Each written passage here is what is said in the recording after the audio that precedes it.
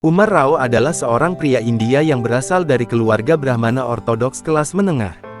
Ibunya sebagai guru, sedangkan ayahnya adalah seorang insinyur tekstil. Seluruh keluarga Umar selalu menentang Islam, begitupun dengan dirinya. Di usianya yang masih muda, Rao bergabung dengan salah satu kelompok politik nasionalis Hindu terbesar di India, yakni Rashtriya Swayamsevak Sangh (RSS). Di negara itu, RSS dikenal sebagai kelompok Hindu garis keras yang sangat membenci umat Islam. Saya selalu membenci umat Islam sampai-sampai di semua acara publik, saya ingin memberikan volume suara yang tinggi pada kotak suara musik untuk memastikan bahwa azan tidak terdengar sama sekali. Saya biasa berkeliling kota mengunjungi semua kuil untuk menyelesaikan ibadah saya setiap hari. Pada musim panas, sang ibu meminta Umar untuk bekerja di sebuah perusahaan bisnis Muslim. Dia tidak setuju karena sejak kecil dirinya selalu membenci Muslim. Lalu ibunya berhenti memaksa Umar melakukan hal itu. Supaya tidak membuat orang tuanya kecewa, Umar memutuskan untuk mengisi liburan musim panas dengan bekerja di sebuah perusahaan yang dikelola oleh non-Muslim. Kemudian Umar memutuskan berhenti karena tidak menyukai pekerjaan itu dan mulai lebih berkonsentrasi pada studi untuk mendapatkan pekerjaan yang lebih baik. Sementara itu ibu dan saudara perempuannya bekerja paruh waktu selama 2 bulan untuk saudara Muslim itu. Mereka sangat terkesan dengan pemilik perusahaan tersebut. Saya melihat orang-orang selalu memuji si bos perusahaan. Hal itu membuat saya semakin membenci orang Muslim. Tetapi karena saya punya rasa bersalah tidak bisa menjadi orang yang berguna bagi keluarga, maka saya memutuskan untuk menerima tawaran pekerjaan dari ibu. Rasa benci semakin membesar terhadap Islam ketika saya mengetahui banyak di antara karyawan non-Muslim yang bekerja di sana banyak yang memeluk Islam. Kemarahan Umar terhadap bos perusahaan, dia lampiaskan dengan memberikan pelajaran bahwa agama yang dianutnya adalah yang paling benar. Dari sanalah kemudian Umar mulai melakukan studi tentang perbandingan agama. Sejak itu, untuk mengetahui lebih banyak mengenai Islam, Umar pun mulai membaca terjemahan Al-Quran berbahasa Inggris. Sesudah membaca Al-Quran, saya seperti terjebak dalam ketakutan, keraguan, dan menyadari bahwa yang selama ini saya perbuat itu salah. Agama yang saya yakini selama ini ternyata hanyalah tentang imajinasi ataupun mitos dan kisah-kisah palsu. Kemudian timbullah keraguan dalam diri Umar.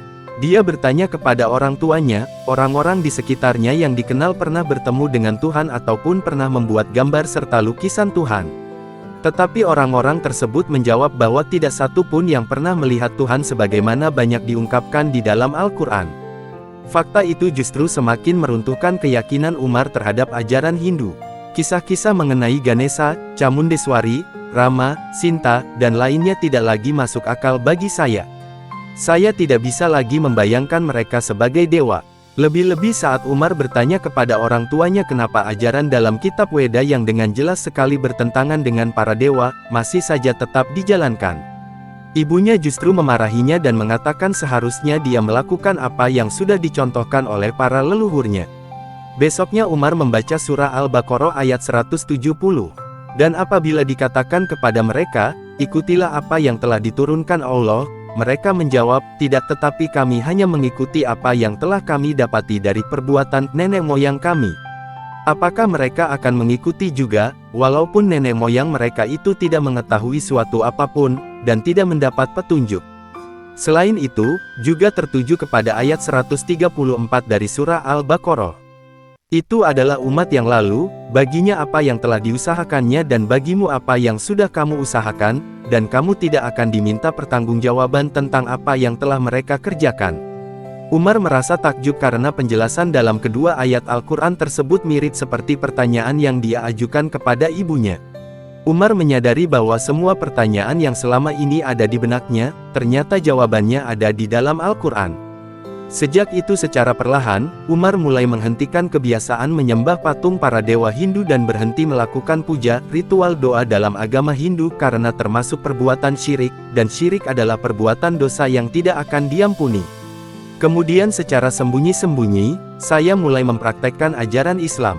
Tetapi lama-kelamaan, keislaman saya tidak bisa disembunyikan lagi dari keluarga besar. Keluarganya lantas tidak bisa menerima keyakinan barunya itu. Umar sangat beruntung karena masih memiliki saudara perempuan yang ternyata tertarik juga dengan Islam, dan pada akhirnya saudaranya pun memeluk Islam. Bersama saudaranya, Umar akhirnya pergi dari rumah dan hidup terpisah dari keluarga besarnya. Selama lebih dari setahun, mereka hidup tanpa pekerjaan juga sumber penghasilan yang tetap. Dalam masa-masa sulit itu, Allah sudah membukakan pintu-pintu kesempatan kepadanya, sesuai dengan doa-doa yang selama itu mereka panjatkan dalam setiap sholat 5 waktu.